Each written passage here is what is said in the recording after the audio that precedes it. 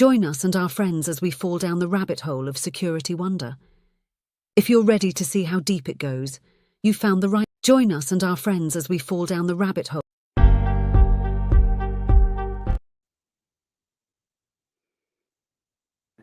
Well, that's one way to start the show. I mean, we did fall down the rabbit hole a couple of times, it would seem. Join us and our friends as we. All right. We got to stop that. This is glorious. Awesome. That'll be fun for comments later. Joys of live TV. Yeah. Blanket will do it live. All right. Well, hello. I'm the red queen. It's so lovely to be here again with you folks this week. Hi, I'm Dara Wheeler. As always, my inimitable co-host, James Byerly of Secure Point Solutions, and a fabulous and amazing client ambassador for us at Red Queen Dynamics. So, hi, James. How's it going with you this week? It's going great. It's we're coming up on year end, so taxes and all that fun stuff as a business owner. It's the time of year where I don't want to run the business. I just got 7 emails from the accountant for Red Queen, which is, I'll ask some advice about that from some very smart people. And I've been fortunate enough in our existence as a company to be able to get some great advice from some good people, including our newest member of our advisory board, Matt Lee. Matt, how's it going this week? Oh, it's great to be here. I just got back from my last flight, I hope this year, not forever. I don't wish that upon myself, I suppose, but I just got my last trip. I'm done. I'm off the road. I now have about 5 weeks in my home studio and about 37 pieces of content to do. So, I'm happy to be home. It's been a good week. Tired, but I'm here. I hear it. It was a long week last week. It's everybody says it's a short week. No, that was a long ass week. Yeah, 100%. What did everybody do for Thanksgiving? James? We had like a dozen people in our house, and we cooked a lot of food. But the nice thing is we had the most stress-free cooking experience. One, because thanks to the Midwest being cold, we used our garage as a fridge, so we had everything all pre-made. So 7 a.m, I just rolled into the kitchen and started pulling things out of the garage, and then putting them in the oven as needed. So it was wonderful and a lack of stress. I poisoned my oldest child twice for Thanksgiving. It was my jam. Yeah. No, we're weird. My wife and I are kind of strange, and mostly probably me. It carries over, but we make gumbo for Thanksgiving. So we made filet gumbo, actual roux, burn the roux, filet, all of it. As well as greens and cornbread and the whole fixins, and that's our jam for Thanksgiving. Well, my son just recently became an adult, and he has found out he is allergic to shellfish. The irony is what he did not understand was cross-contamination, so he kept eating the greens and couldn't figure out why he wasn't getting better after his corticosteroids and other things that were playing out. So, anyways, but no, we had a good Thanksgiving. Holidays for me just don't tend to be holidays because they're always just the next flight from there. Not to be putting myself I just can't say no, Tara. And so I'm always on the road, and so Kat and I left right afterwards and just got back from Tampa, so it was a good little trip down there. That was fun. That's hard. That's really rough to have the holidays always connected with the next trip you're going to take. But I will say that the gumbo sounds absolutely incredible. Oh man, I'm hoping some of it survived, right? I know my son can't eat it. At least there's just that. I mean, so yeah. Gumbo freezes pretty well, honestly. You're not wrong. It is amazing. Yeah, 100%. It does. It does. My uncle was a chef in New Orleans. If you've had a chance to be there, he was the guy that started the New Orleans School of Cooking in the Louisiana General Store. His name was Joe Cohen. Okay. He's my mom's oldest sister's husband, or was before he passed away. And so we've got hell of recipes from the gloriousness that was that. However, I did not have to host Thanksgiving this year. I went to my brother's house, and my job was potato. So awesome. 20 pounds smashed red potatoes, 4 pounds of butter, 2 quarts of sour cream. What else did even went in that? 3 pounds of sharp white Tillamook cheddar, and various and sundry other bits and bobs and things like that. But it was 3 giant, dishes full of it, and it was so good. Everybody was in a potato coma by the end. Absolute gloriousness. Starch So them to death. Yeah, starched to exactly. death. It's fabulous. So it is absolutely wonderful to have you here with us, Matt. And before we go into kind of a bit more of a deeper discussion of kind of what's going on with GRC, we've got a couple of headlines this week that are really related to what you and I really have connected over when it comes to the mission of Sure. keeping sort of everywhere that's not a Fortune 5000 company safe, right? And I think, James, do we have, I think one of the first things is Salt Typhoon is the big news, of course, this week. Oh yeah, of And a course. lot of small business clients I know are asking their MSPs, are we supposed to be like using something other than just the phone? And the answer, like there's a lot of schadenfreude there for a lot of the information Sure. security community. We're like, we were here 35 years ago telling you Yeah, this was going to happen. And But a yeah. great many in the security community. Like I use Signal every day, which we'll get to here in a minute, right? Like it's my primary means of communication. Tara, that's where you and I, James, that's where you and I communicate, and we've been doing it for I don't know how long. It's been a long time, right? At least in various capacities and different platforms.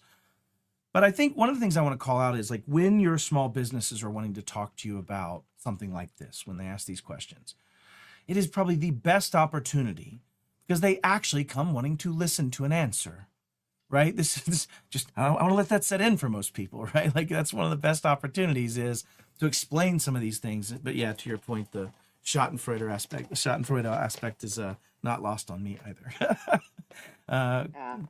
Because the news and the announcement for anybody who doesn't know is that the FBI says, hey, maybe your text and message data might be in jeopardy, like your phones, Salt Typhoon. It's this concept that nation state players are absolutely taking over our phone networks and have probably been there for a long time. They say, what was it? Do you remember? Was it 6 months?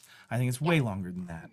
Right. And then the other aspect of it that we're not even tackling is, hey, FBI, protect yourself. You need to use some encrypted platforms. Also, FBI, hey, we need backdoors in these systems that were just used against us, right? Like, I don't want that to be lost on people. It's delicious. Okay, sorry. That's the other shot before I hear.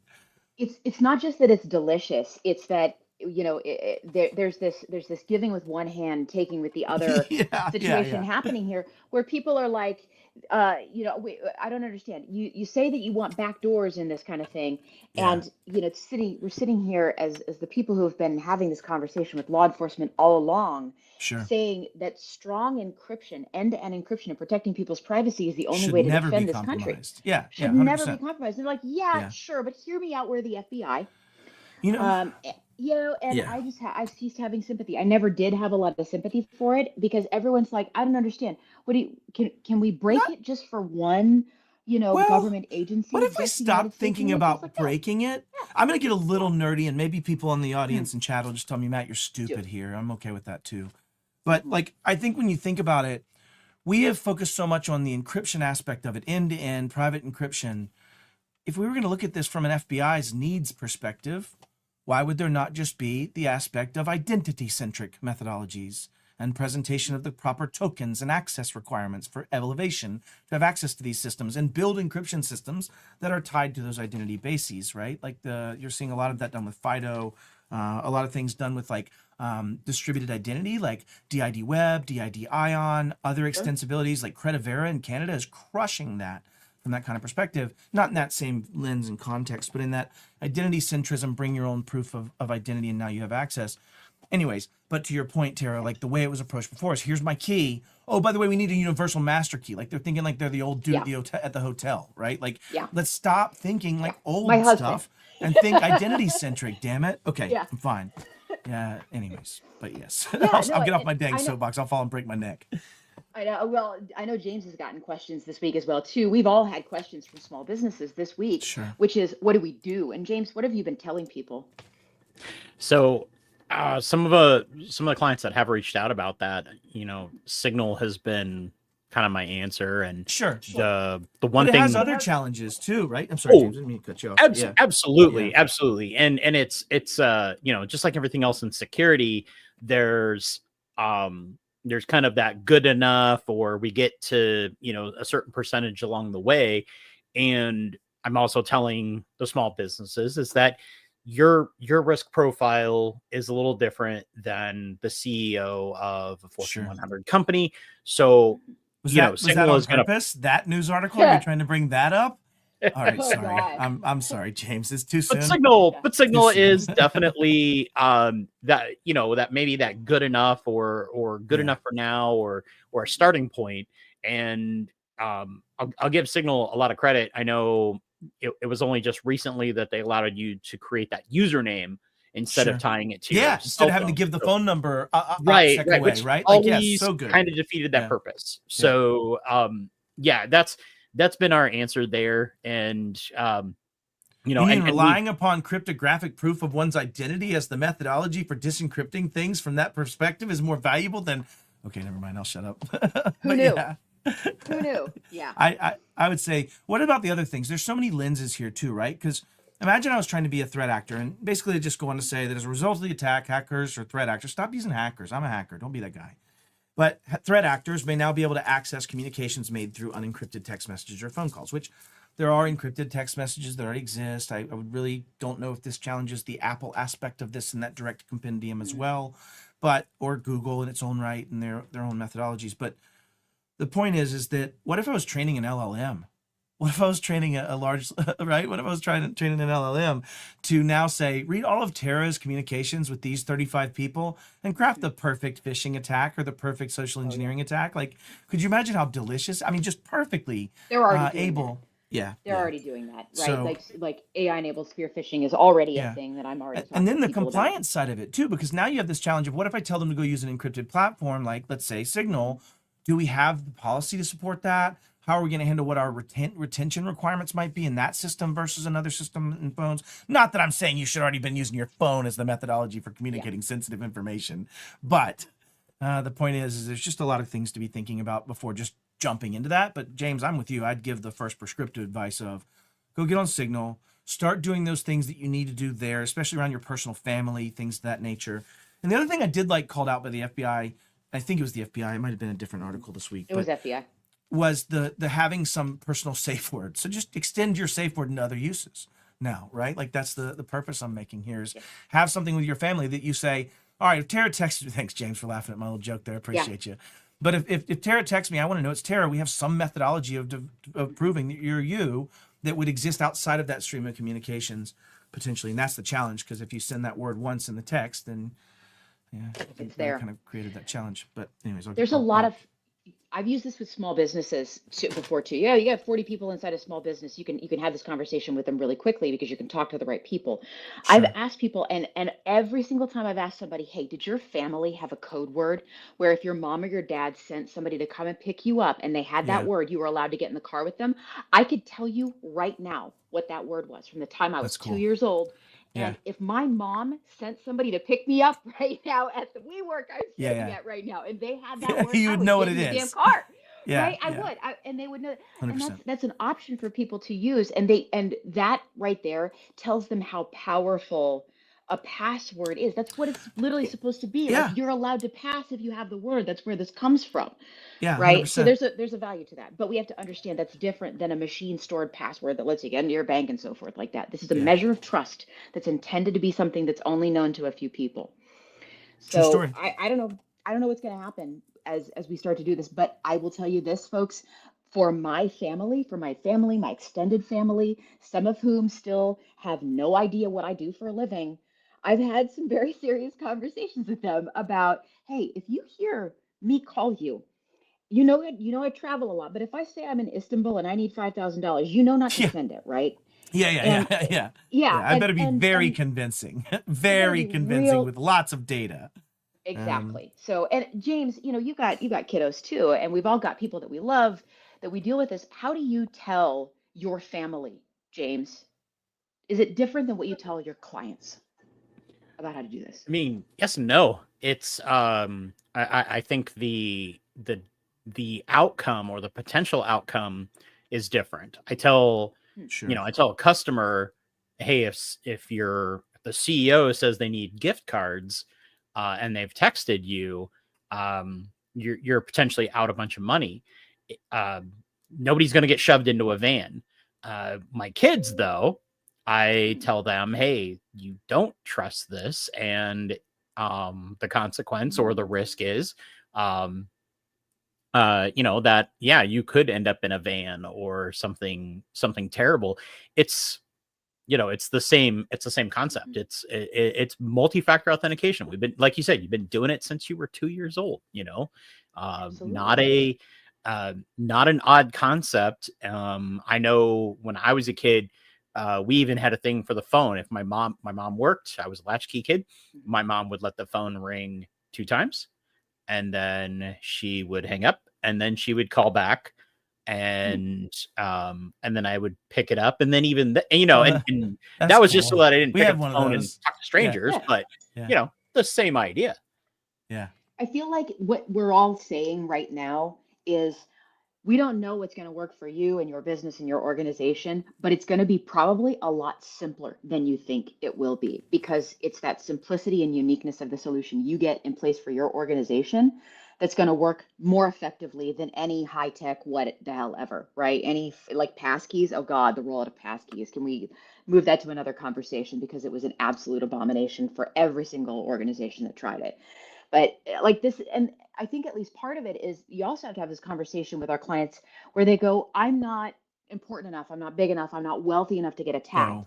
At which point we get to say something like this. Look, there are threat actors everywhere, and they are actively targeting businesses like yours. Do Yep. you think that Russia's limiting its activities to Germany? I will promise you right now, they are not. North Korea and Russian threat actors, associated with the state or not, are 100% farming small businesses all Yeah, around the world 100%. for a few $100 at a time. Well, here's why. Here's why, right? And first off, if you ever want to get triggered about the fraud that's happening, not mentioning the actual ransomware and other things that we're seeing from cybercrime, like go watch the beginning of Beekeeper. Anyways, sorry. That's just Beekeeper? really, yeah. Oh my gosh, it'll totally trigger you. Just the Yeah. first 30 minutes will really do it. But the point is that Oh, this is the one with the older lady and the and she commits and suicide goes because she after- loses all her money from these scammers, and it's exactly the way they do it, right? Like, I mean, a Oh, little brutal, bit just brutal. hyperbolized, but okay. To this point, though, is that the best story I've heard about this to help people understand the dynamics of why cybercrime hits everyone. Here's why. He was a friend of mine, David Powell. He adopted a girl essentially in the Ukraine. His family did. And this young lady was graduating high school. He's probably the most successful human she knows, and the whole high school asked him to come and be in the Ukraine. This is before the war, and speak to, literally just before, and speak to her high school graduating class as their kind of head speaker for that graduation commencement ceremony. And it was interesting because he goes out to dinner with her afterwards, and he takes her whole friends and the cohort and family out to the nicest restaurant in the Ukraine, and they drink like literally soda that you pop the top off of, and you got to pay for each one of them, right? Each of them Coca-Colas, right? So the fancy Coca-Colas. Oh. Anyways, and so 100%. And so they pay for it, and she sees the bill and loses it. She's like, David, I can't have you pay for that. I can't. This is ridiculous. He does the math on it, and he's like, it's $140. Like they spent That's all it? out, everyone, like 35 people, $140. And Wow. why it brings that up is he said these people would make 30,000 in the best year of their life, and maybe a little hyperbolized depending on the separation in class. But same thing in Russia. The average salary is less than, like, as a family, less than our poverty line. And so if I can pop one person for $20,000 well inside the limits of their policy, or even better, a $1.4 million business email compromise, or even $600, I've paid for 5 of the nicest dinners I can pay for. Like, it's the economics of it, right? And so when you look at that, when people go, well, they wouldn't attack little old me. Well, hey, listen, when you go to your church, and then you come home and eat 3 meals a day, and maybe 5, and you have your beers, and there are people that literally don't have that kind of expectation of life. And so I want it to set in for people in small business that, like, this is a purely economic outcome. If you look at it, there's several places that have cited this.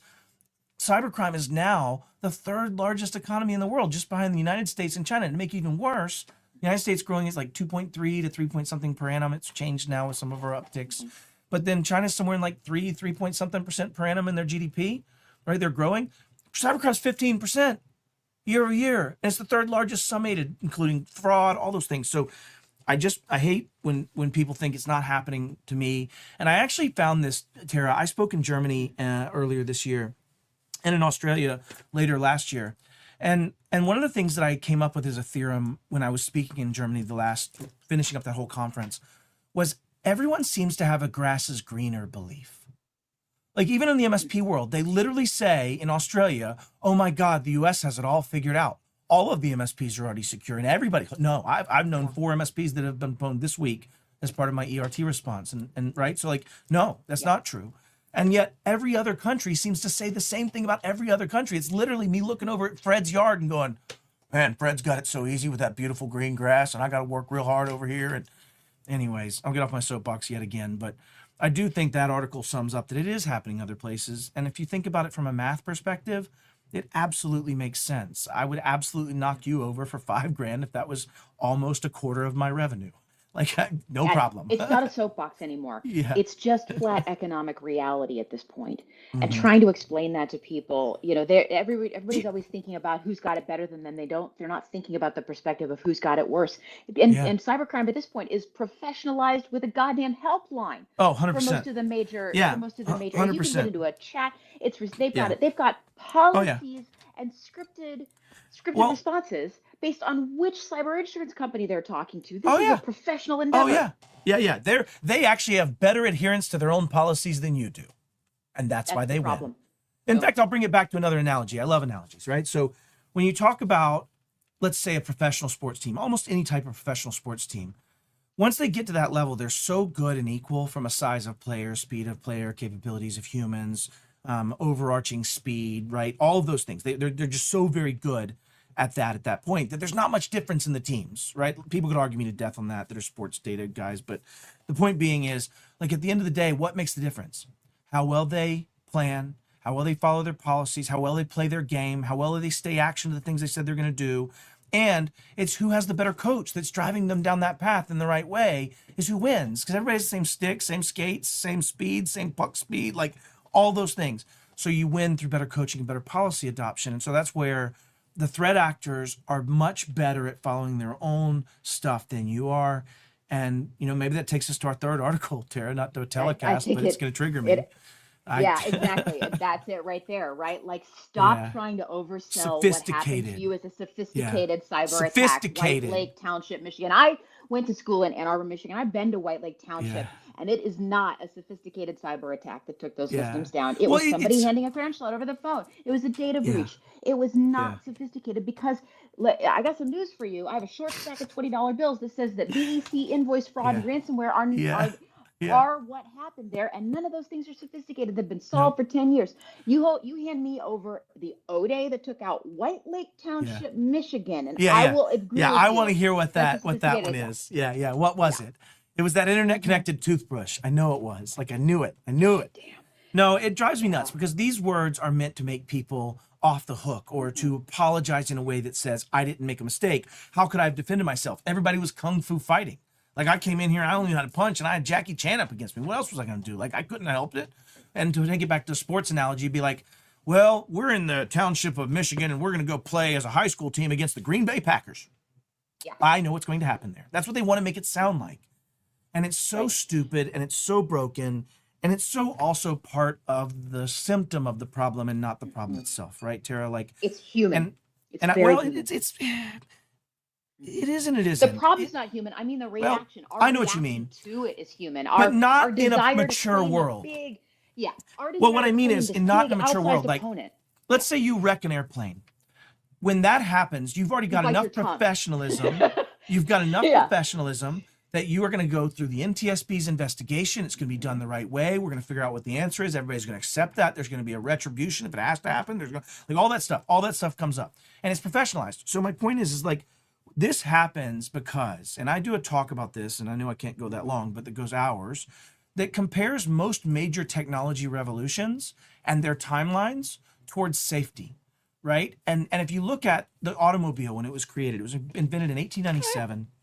The first safety feature that was patented for the automobile, guess what year? If the car was invented in 1897, y'all try to take a guess, when was the first patented automobile safety device that we all know and love, the seatbelt? When was that? When was that patented?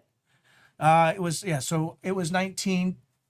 Yeah, it was no. Hold on, I don't have the date right in front of me. Damn it, my wife would know. She's heard the talk 100 times. But no, so it was I think it was a safety 1897, belt. 1950. You were close. It was 1950. Oh, 7 years. Okay. And yeah, there we go. then things didn't start changing until 1965 when Ralph Nader wrote Right. Unsafe at Any Speed, and 1966 when the beginnings of NISTA were formed. But even then, there's a cool graph, and you can look it up, called the Death Per Billion Miles Traveled with Automobiles. It was a study that compares death per billion miles. Why that? Because it's normalized. Death per billion miles translates over time. Right. There were way less cars, but the graph starts up here and then goes down like this, starting about 1966 through 1980 something, in which point then you have a flat line. And it's not at zero. It's at an acceptable capitalistic numbers of deaths for our risk. It never goes to zero. But my point is that the human response starts being less and less of a part of it, the more and the more that the top level of of maturity starts being met. And in any market, that seems to be 80 to 100 years. The first digital computer was invented in 1937, and we didn't have a national cybersecurity strategy in 2018, 2023. Like, my point is we're right at that cusp. And if you're a small business listening, or if you're serving small businesses listening, my argument would be that not everyone has to live in those environments. When automobiles went to the point of needing those safety requirements, there were not near as many automobile manufacturers. Why? Because you couldn't just go kill people with your car. And at some point, you won't be able to do these things and build software that has those insecurities, or be a township that doesn't take your citizens' lives into consideration in a well-meant, what we like to call in cybersecurity, due care. Yeah. Right? Or it's due care. Responsibility. Yes.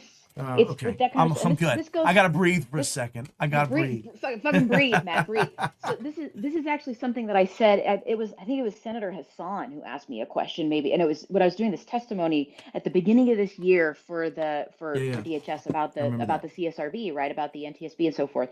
And I remember I got asked a question that was like, why, to the point, basically, like, why do we need something like this? And I said, because the day is coming ever closer where very stupid children are going to be able to kill people with their computers, right? Like, computers are built into everything right now. And the fact that we don't have a way right this minute to attribute a death to a computer is an error of paperwork and regulatory code, not a lack of reality, right? Like, we actually absolutely can cause deaths with computers right now. We can do it with things like consumer product safety. We can do it with all kinds of situations that involve the way that human beings relate to our world, right? I have seen the number of people. I think Matt dropped off and is popping back again with he's got a little bit of a technical issue at the moment. But folks, as we look at this, if you've got a computer, if you've got a fridge that's got a display, what you have is a computer with an ice maker attached to it. You got a computer with wheels attached to it. You got a computer with wings attached to it, a computer with a tractor attached to it. And that's what's actually happening with the way that we can kill people with computers. I'm going to guess that Matt's got that browser issue happening right now. So yeah, James, when you have conversations with people, how do you make it real to them what is happening and what their personal responsibility is to their employees, their organizations, and their customers? I mean, in those situations where we have customers that are using that kind of technology, we have to be blunt like that.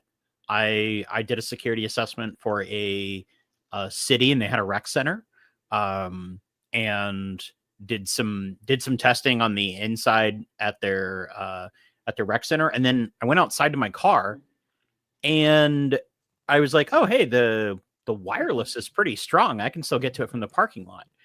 So, I mean, that in of itself is a little bit of a concern. But then on their wireless was this really cool looking, like, GUI, and it was the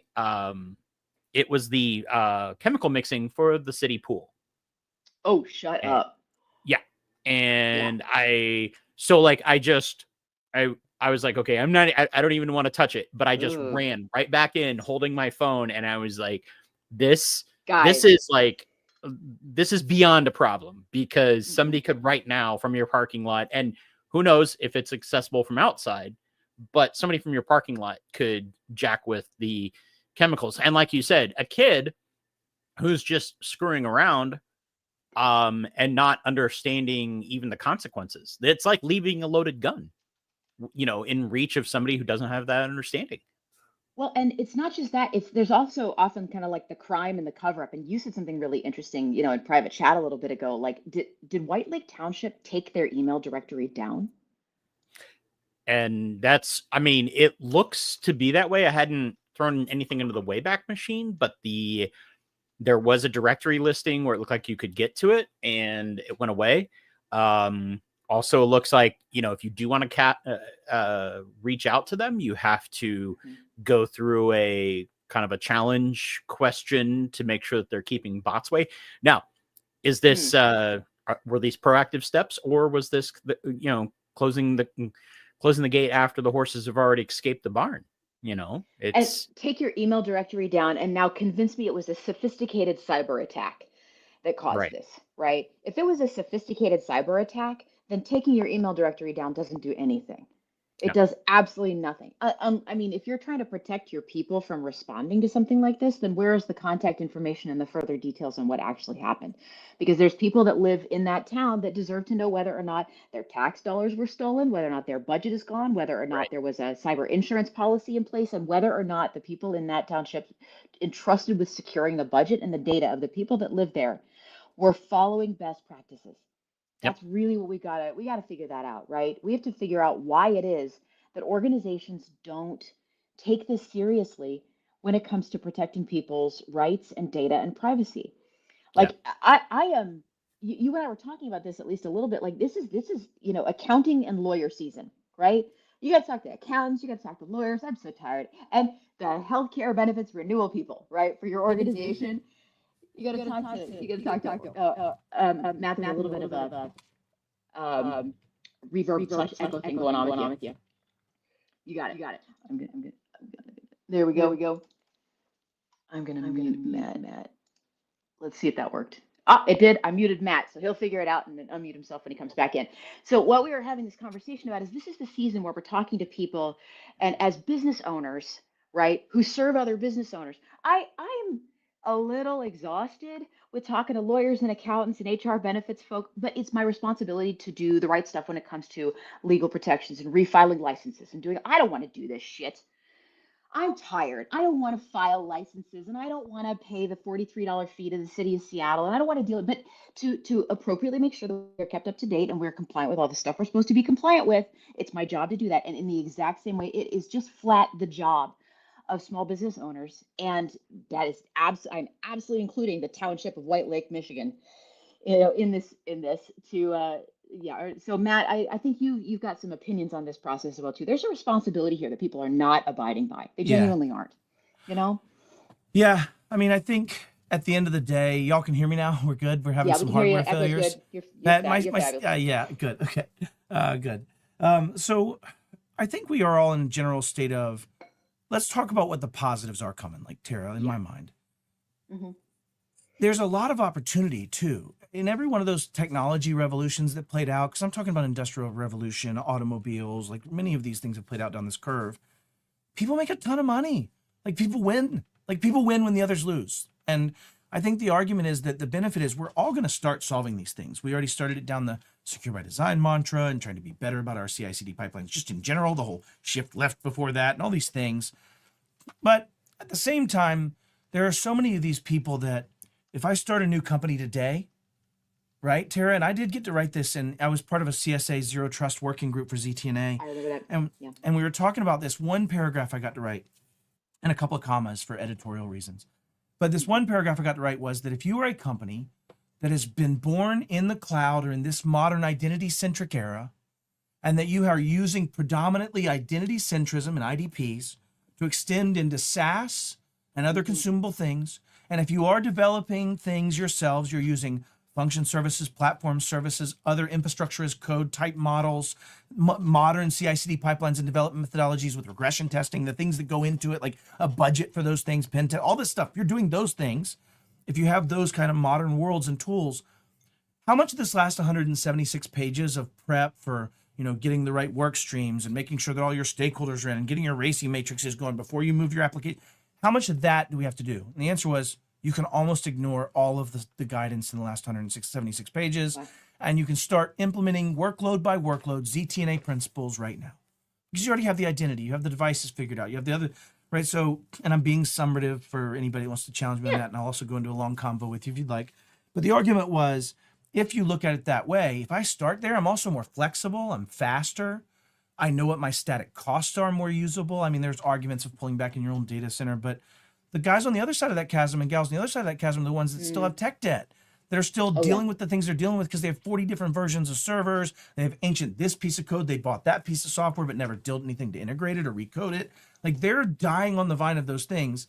And they're the ones with the most profit to lose to you that could go take that profit if you are built towards that way. So the argument I make to most people is start to work towards being on this side of the chasm and understand where you are in that, especially if you're in the SMB. And we've seen that happen faster in the SMB than we've seen that in the enterprise space. I've seen so many MSPs that are now no clients with servers. All their people are using identity centrism. James, like, how many do you still have that are super server centric now? Or is most people identity centric? Yeah, I mean, I think we maybe have just a couple of clients that are servers, and then the MSPs that we support. It definitely feels like those are going away as well. You know, server comes up out of warranty, end of life, and they're like, yeah, let's just get it out of there and move you into Entra or into whatever the hell Google uses. Now, well, there's an element here too, Matt, where and this is a great conversation I've had. Your great friend Zach Kromkowski over at Senion. Like, there's a bunch of us having this conversation in these spaces where if you say asset inventory 3 times in a mirror at midnight, I'll Matt show Lee up. shows up. It was on my post yesterday. I literally just showed up in Tampa for that. There you go. And there is an element there where you've got to figure out where your data is actually located. And it's great to have asset inventories. It's great to have this, but you have to figure out what your responsibility is, where your data is located, and on what machine. Yeah. And if you have access to that information of personal devices, there's still a lot of small businesses out there that are running things off of their employees' personal devices. BYOD, all that. And you and I are going to tackle that next week on my show. I think. Absolutely, we are. Yeah, it's going to be fun. I'm going to be next week with on the game with Matt. It's going to be really wonderful. When I look at this though, Matt, just stepping back, we've all got this understanding, I think, at this point, that there are parts of running a business that aren't great, but the joy in executing on your business well involves knowing that you have, at bare minimum, executed on your responsibilities, and you've chosen people to help you and tools to help you that fulfills not just your minimum obligation, but your personal responsibility as somebody who's a powerful person in terms of other people's privacy. It's due care, and ultimately, I think we're actually getting to be, as practitioners, put in a place, especially for the SMB, that we've always begged to be in. You mean you actually need to know where your data is? Yes, and you need to know. I love this analogy too, just to toss it out there. Of, I like to think of the assets, the things that can touch data, as the body, when comparing it to the human body. I like to think of the software as the veins that carry and vessels that carry the blood that is the data. And why do we care? Because I can promise you, if I cut a small part of your body enough that you bleed, you die, no matter how nice the rest of the body was. You needs the blood. And so at the end of the day, in business, that blood is absolutely part. Maybe I could find another less macabre analogy, but it works for me. But the point is that... Keep it up. Okay, cool. We'll work with it then. So I think the point is that we need to get a better understanding of where our data is, who has access to it, what systems and software is it in, what systems does it run on, and who has access to those software systems for that data access. You triggered me on something else, and I'm going to try to come back to it. I can't remember what it was, so maybe we'll get back. Speaking of learning, yes, where all of these things are in your small business, there's a reason that you and I have really synced up and we're to the Excel spreadsheet. Absolutely. Oh God, the number of times I've seen that one. That Excel spreadsheet with all of the employees' passwords in it that's locked. Oh my God, don't trigger me. I didn't even think that's where you're going with it. Don't do that. That's not okay. I've seen it. It's horrifying. It was usually the CFO that wanted to be able to help people himself rather than honey. No. Okay. No. I dealt with one that was even worse. Oh no. A rural bank. I was there to do a security assessment, had nothing to do with what was going on. CFO absolutely going apeshit because their laptop was corrupted, and Excel that ran the bank was probably not going to be recovered. And the way a lot of people were acting was, and I don't claim to know banking, but people were acting like somebody was going to walk in and shut them down. And regulators like, well, I'm going to, I said, well, I'm going to finish, I'm going to finish this assessment and drive home now. So I ain't going to be here. Dun, dun, dun, dun, dun. Like, I can't help you there. You probably should have talked to us about a year ago. That's why they're called your problems. But that right there, talk about a year ago and what people could be doing to solve these problems right now. That's the reason why we exist the way that we exist. Oh, and it's Heather. How's it going? We ask these questions right now. How do we have these conversations with clients about what they should and shouldn't do? And I mean, like InfoSec Anon, right? Heather's a legend in our field and an amazing and incredible human being. And it's a wonderful question, right? Like, how do we put in front of clients' faces, this is what you've got to be doing, and this is what's really happening in your organization. That's the mission we're dedicated to here, and why we built what we did the way we built it. I might offer a slight clarification of Heather's point there. Actually, it was a good topic point there. If you put it back up for me, I can't see it now. Sorry. Yeah, throw it up. Heather said, how do I convince clients to keep data out of third-party clouds like Salesforce? I think it's less about convincing them to keep data out. It's about convincing what data should be in, right? And I think that's the point, is it's about focusing on like, where should that data be? And I think it's like one of the same things I say about when we talk about, there's a term called social proof, which was a British woman that talks about social proof in the 80s. But basically it's a concept saying, if I took a human that didn't speak the language or have any of the cultural understanding of something and placed them in an environment, they would very rapidly be doing all the things everyone else is doing, or at least the average of them. And that's because we want to belong. We want to be at the campfire. And she went on to explain that we shouldn't beat people for their failure in compliance or phishing testing or things in those natures, but we should instead reward the ones that are succeeding. And I know, I let my jade show sometimes, but ultimately I think, to rephrase Heather's question, is how do I convince them to put the right data in, be cognizant of the shit they shouldn't put in there? You said I got at least a couple of cuss words, so that's one of them. But and Heather, I think that's probably your point. And how not to toss it in systems we haven't approved, that we're not aware of, that we haven't set those constraints upon. We haven't 100%, but only a step up from Excel. Same problem. It's there's shadow IT that's happening in a lot of places, and what I'm beginning to call shadow cloud, right? Sure. That is same, different tomato. Yeah. Tomato, right? Somebody else's computer. Cloud's just easier to access, right? Like you can type in an email address to sign up for anything. That's a problem in our world. I mean, that's a genuine problem in our world. Anyways, don't get me started on that one. That'd take an hour. So, Matt, as we start to think about vaguely rolling up some of the points that we've made here, I think I would love to ask you, and we'll get to sort of how people reach you and why do you care about this, but I think we started, folks, with the assumption that everybody who's watching this pretty much knows who Matt is, right? Like, and that's that we started with that assumption, but I want to ask you, Matt, tell us something that we don't know about why you're here, not just here on planet Earth, but here in this conversation with us. I'll just share my origin story. It's the easiest way to understand me. I am a recovering MSP. I actually was that reminded me what my positive I was going to share, which is that I have now successfully exited yet again from our MSP, and I'm still reinvested for a third bite because I'm stupid. No, I tease. It's because the industry continues to expand, but we did sell at a very, very decent number. The first exit was just at 40 million, and so this one was way, way larger. And so good stuff. But where did I get that passion for what I do right now? And what is my life mission? I'll start with that. My life mission is that at some point we have some self-regulatory organization that governs the use of technology and administration thereof, that allows us to have some of those considerations in place like we do for everything else professional organizations that give advice along this. But I'll start at the beginning. So I started a small break-fix MSP, managed service provider, serving small to mid-sized businesses in 2011. And we were just under $1 million in revenue. We grew it from 1 to 3 to 5 to 28, or to 6, to then merge to be 28, to then grow to 40 through organic and acquisition. But during that time, I was eventually named the Director of Security and Compliance. Honestly, just because I was the one dumb enough to say, yeah, I have some red team hacking experience, and I understand some stuff. They're like, you're the guy. And I went through the Emotet stuff and dealt with a lot of people who are getting pwned as that started to grow. I was in the 800-171 space. There was a lot of that started turning into real, kind of, joking aside, fairly sophisticated actors in some ways, right? And so I got to learn a lot. But what happened for me is when I was named the Director of Security and Compliance, as we merged to be that $28 million entity, we were serving about 15,000, 16,000 humans. We had about 20,000 devices under management. And I was writing this email out called My Single Greatest Fear. And it was to my now 170 employees, explaining to the Jameses and other people in the world as technical or non-technical humans serving clients, that I was going to be taking away local admin rights, that I was going to be doing things to prevent us from writing scripts unless they were signed by our code signing, and that we were going to have a central team that was going to do a lot of those things, and we are going to take away a lot of their rights in automation, and we were going to like just horrible things.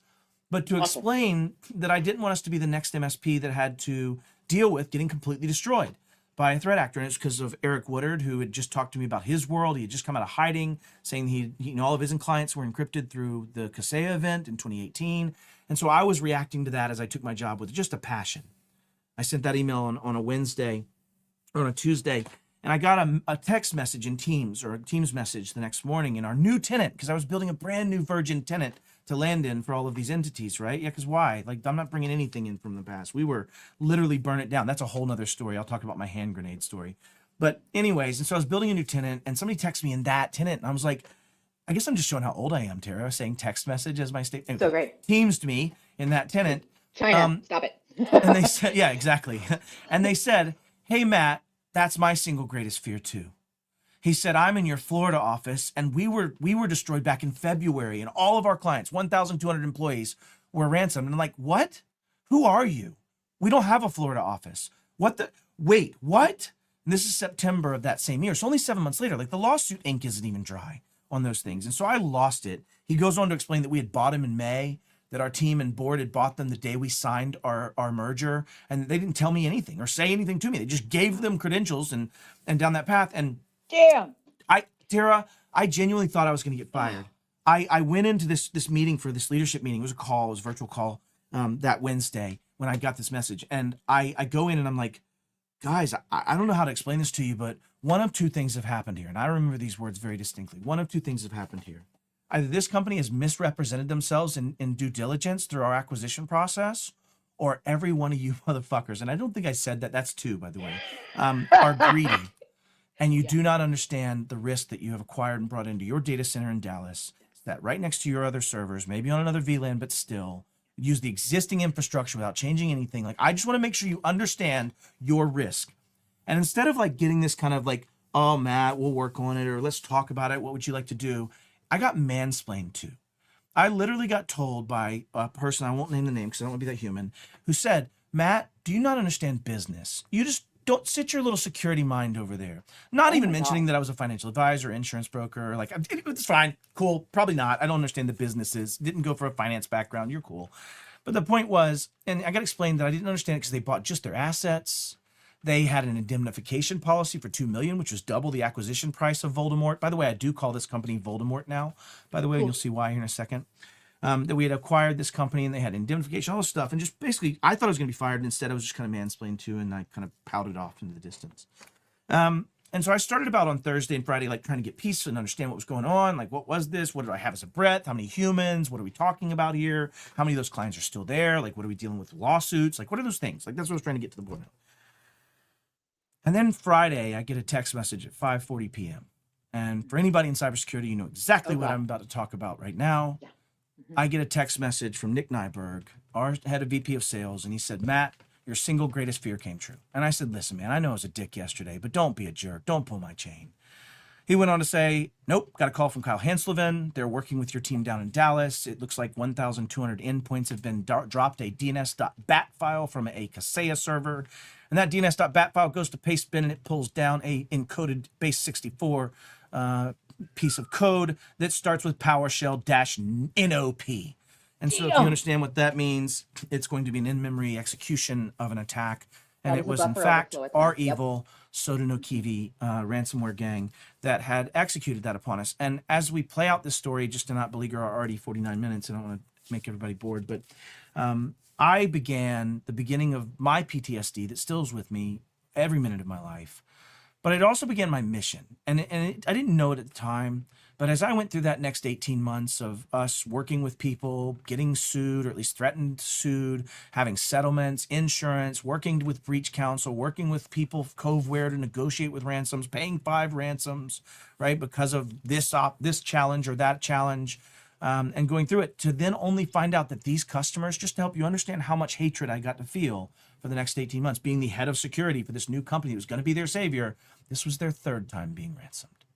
These end customers had been ransomed at the hands of this MSP 3 times.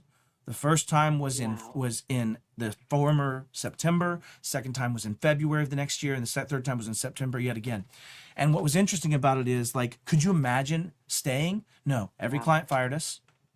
Every employee quit.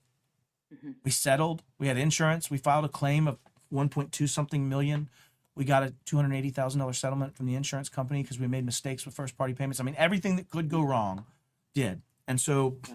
what that did was it started me down one of the hottest knives anybody could ever get as a security director. Like, I got everything I asked for the next 2 years. Like, legit. My internal central services team had a separation of duties capabilities from my internal security team. We had outsourced people watching the watchers, like all the things. I won everything with Matt Topper, crushed it, myself, Jason Farmer, Tony Miller. Like, a lot of people came together to build something just fucking beautiful, Tara. And I haven't seen it again anywhere else. And I'm not being aggrandizing. I just mean sometimes magical moments come with lots of money, brand new environment, lots of things to start again. Back to what I preached earlier. If I started again, I did start that way. I had no servers. Everything we did, we needed a server. If it was like a ephemeral for most things, if we needed them, and if it was like our lab tech server, because we did have that, it was on AADDS, which was a left-hand, right-hand copy of AAD or Entra ID as a consuming entity rather than a writing entity, so it couldn't write back to the site. So I didn't mean to get into that, but the point being, then I realized how bad off we were, Tara. Because I've been in a CIS advocate for now, what, 5 years, 6 years of deep subject matter. That's what I spend my time in is CIS. And I went to implement those things, and we went down that path, and we took, I think it was something like 6,000 items we needed to get done to get to where we wanted to be in that organization as a team in that 2 years or something of that nature. But as I started working with vendors and asking, do you have SSO? Tell me how you're encrypting my data. Why do we see users.local on the back end of your shitty ass authentication? I'm at like 5 or 6 now. You just let me know if we run out. But what happens if I get to that point? And you know how many vendors told me, Matt, you're the only one asking me. I don't give a shit. I'm either going to take my $1 million and go somewhere else, which was so beautiful. Because being that large of an organization, I could flex those muscles. I did get to meet with chief counsel of major players in our world to go, we're going to redline this or we're going to change. Like, here's how we're heading forward. Like, and when you're spending $1 million, you now have some at least ability to get the clout. And I'm fairly loquacious, and I definitely am passionate. And so I realized if I'm able to do that with what I have, how many people are not able to do it? And it's where I came up with something called my middle theory, Tara, which is just a restatement of capitalism that says no product ever falls much below for very long or goes very much above, right, the maturity of the consuming entity. And with software and with tools and security, nobody asking their vendor about their shitty practices and their terrible vuln management and their horrible legacy tech debt and their absolutely atrocious charges on SSO.tax, nobody asking that means that they're not going to do it, because that's capitalism, and that's great and that's fine. That just means we need to ask and we need to mature. And so that's my mission. That's what started me down this path. It's deeply rooted in trauma, as most things are, but it's in a mission that in the same breath, that will solve itself because capitalism always corrects. The one that isn't as fast is usually your industry and professional trade organizations. And those are the challenges where the other problem we face is any idiot can be James or me or you, Tara. We can just say, me. I'm a cyber guy or gal, idiot. slap a sticky on the door, and I'm now an MSP. And that's all it takes. And so there's no barrier to entry. Anyways, I'll get off my soapbox. I'm done. But that's my origin story. Yeah. It's a beautiful origin story, but exactly that. Like, I got a bunch of shit up behind me on the walls right now, and so do you. And like, some of these certificates are the same certificates. I could tell. I'm looking at them right now, and there's still those are my no way ISC to squareds, the little dinosaur my I son printed to cover up my number. One over there, and one up there, and my DX pen and all this. There's no way. There's no, member in good standing of the cybersecurity profession. Like, we go and we I get can't all have these my things bar because we're revoked. trying. Like in the There you go. attorney industry, Saul Goodman's the shittiest attorney, but you know what he is? Yeah. He's past the bar. A lawyer. Yeah, He's a lawyer. above the That's bar. what he is. Everybody else is much shittier. And that's the Yeah. problem we face right now is we're not even at the minimum viable crappiness. You coined that. I'm not stealing that from you. Minimum Remember, Tara? viable crappiness level. You our coined it. MVC level. Yep, the well, MVC level. I appreciate Yeah. it. I did it because you inspired me, and the minimum fair. viable We're crappiness standard, we gotta get co-inspirational. there. So Co-inspirational. last question as we start to begin to wrap up here. You got your mission. So there's a lot of organizations that you're interested in and that you think you could make a difference with, but why us? Why Red Queen? Yeah. Why are you here with us right now? Yeah, so you're tying into I'll start with this too, because this will be a segment that I'll use for another video I'm making later. I'm trying to adhere very heavily to the FTC guidelines. And so, especially from an influencer perspective, I want to state that I am joining y'all. And so, obviously, for this purpose, this is the why us part. I also just made a big post on LinkedIn saying that I'm going to start explaining the few handful of companies I've decided to help with my time and why. And so you'll be in that. I'll probably just use this clip for that purpose so I can be lazy and not do the work twice. But here's my why. One of the things that I started with is I wanted to help out and be in an advisory around the kind of burgeoning GRC space in general and things tangential around compliance. And let's take away the word compliance, but more just say, prove to myself I'm doing what I say I'm going to do. How do I meet the reasonable person test? How do I meet due care? How do I meet that capability? So let's take away the ugly word compliance and just say I wanted to work somewhere in that space. And I like to call it measurement and validation. I came up with the term in our CIS mapping of validation. And so the point is that I wanted to work in that space. I looked at a handful of them, and specifically you came out in a way that intrigued me. I'll share that in a minute, but I'll make everybody wait through my other diatribe. The GRC market in general, it's a hot mess, bruv. And it comes back to my middle theory. The consuming entity hasn't been doing this long. Like even in the enterprise space, they're kind of cursorily doing these things in a fairly effective way, at least when you consume security as an outcome, not compliance as an outcome. I'll state, right? So efficacy, high quality of doing what I say I'm going to do, all those things. Compliance might measure a small breadth of it, whereas the real protect myself is way broader. Anybody want to come to my 20-hour CIS class? I can prove it to you. But the point is, I think there's a giant convergence in our space. And one of the projects I'm working on is taking some frameworks and breaking them into taxonomical elements, meaning the pieces that make them up. Like, why is a stegosaurus a stegosaurus? Because he's got those little spiky, fat, and short. So those taxonomical elements that make it up so that I can break vendors' tools into the way they map to help with frameworks so that I can help give that level forward. Well, if you can envision a world where the framework is so binary that I can assess it as code, the tools are binary as to what they should be able to capably do, especially in a narrowing variable set, right? And somebody says, here's how they should be set. We can eventually look at assessments as code. Well, in the same breath, a lot of GRC platforms are heading towards, how do I measure this? How can I validate this? How can I tie in? Can I go into their API and check to see if SentinelOne's installed on all the things? And do I have an asset inventory to start from for that? And so you're seeing that growth, right, in that space. So what I wanted to do is find something that was novel, that I think would aid that space, that's looking at it from a different way, that's trying to solve a different challenge. And for yours kind of stood out in really the collection at the human layer, right? Really the collection at I'm going to go ask James, James, hey man, what do you do when you leave the house? Do you lock the door and set the alarm, or do you call my grandmother? And then they just answer, I don't call grandma. And even if they kind of sociologically go through the question answer and you play that game back and forth as a dance, you're reminding them of what they should do. You're teaching them while also gathering that compliance. And so for me, that's not a pitch. And again, back to my FTC piece, lockpicking lawyer said it so very well of saying, my job's to inform you. My role here is to inform you that there is a interest in which I am a board member and have a financial benefit and value in you succeeding. Your role is to determine if that influences my judgment of what I'm saying right now passionately. So, and if I was to give negative advice, a piece that I would say, because that's the way I'm going to do these from now on, I would say that your challenges will be that there is an overarching convergence of a lot of these things and how one makes money, where do you sell it through other platforms? Do you sell it through, how that is going to happen as a business will be what I hope to guide you through. And so those are the risks you face, I think, as an entity of having something that is novel now. How do you compete with the people that are growing the other aspects of this? Do you integrate? What are those answers? And so that's why I'm here. If I wanted to put it personally, it's because you and I met and we had some very deep conversations for a couple of nights in different cases across the globe where we ran into each other. And your passion, your belief matches mine. I think you'll chew through a wall to get what you want, and that's important to me in life. So those are my thoughts as why. I think there's challenges ahead, an opportunity ahead, but you're doing something neat, and I'm here for that reason. Chew through a wall. I love that. So first of all, thank you, my friend, and I appreciate it, and I would.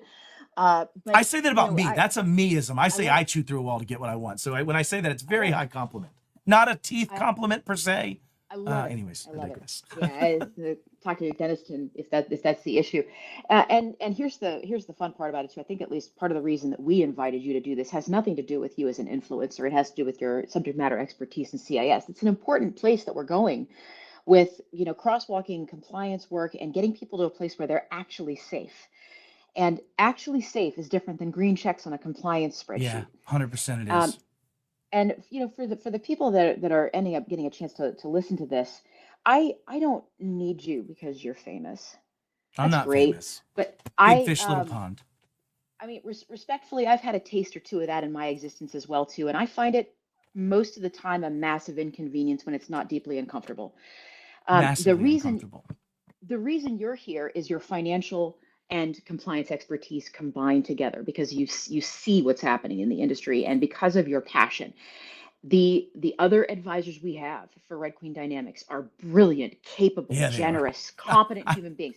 We got Bruce Schneier, Nilu Razi, I'm a Howe, me baby. John A wee Callis, baby. Edna Conway, and Yeah. it took me a year and a half to add one final last advisor who's specialized in this particular space with this particular market, as opposed to the cybersecurity, product, encryption, and financial elements of what we're doing as a company. And these choices are difficult ones to make. And I think I appreciate having you here because I can reach out to you for your expertise. Yeah. And I think we've had that's some the great major stuff. issue. Yeah, in fact, I think so. you got me in front of, the Homeland Security Committee to talk towards my CRO or my self-regulatory body conversation. I mean, so we're all trying to fight the same fight, Tara, and that's why I'm here. I mean, and when I find those Exactly. humans up to the limits of what I can manage to do, and I'm very thankful for PAX8 to allow me to share my subject matter knowledge and continue to raise the tide. That's why I'm there as well. And so it's fantastic, and I'm super, super happy to be announcing this. We've known about it for a while, but it's awesome to be finally announcing it. So very cool. Getting a chance to do that. And thank you for having me. I'm humbled. Thank you for being somebody who you are who you are, and that's what calls out to people to join you. And we put out there in the world what we want to try to get back or what we want to try to give, and that's what calls people into being partners and being colleagues and being friends, and that's what's truly valuable here. And James is the same way, right? Like, I sit here and I look at the mission of all of us, and it is genuinely to keep people safe in this meaningful, where I also getting ready to do something a little bit. We got a diamond or something. We'll figure it out. It's the hard to figure it out. We'll figure it out. So I'm Hart. Well, I'm definitely Hart. I've owned this for way long. Like, this is my Sunset Hart hands. All right. Anyways, I'm good. Well, apparently the kids are doing the little bitty like heart that way now. Are they what? I'm not that cool, Tara. You just out cool pointed me. My husband makes me watch Instagram reels with him. I don't. That's fair. There's never been a video that wouldn't be better off as a 4,000 word essay in the Atlantic. So here's the thing that I think, it's kind of at the end of the day, and I think that we've got an opportunity here to try to make the world a little bit better, and it is a position of privilege and power and responsibility to do so, and the ability that we have to do that is commensurate with and a function of our passion.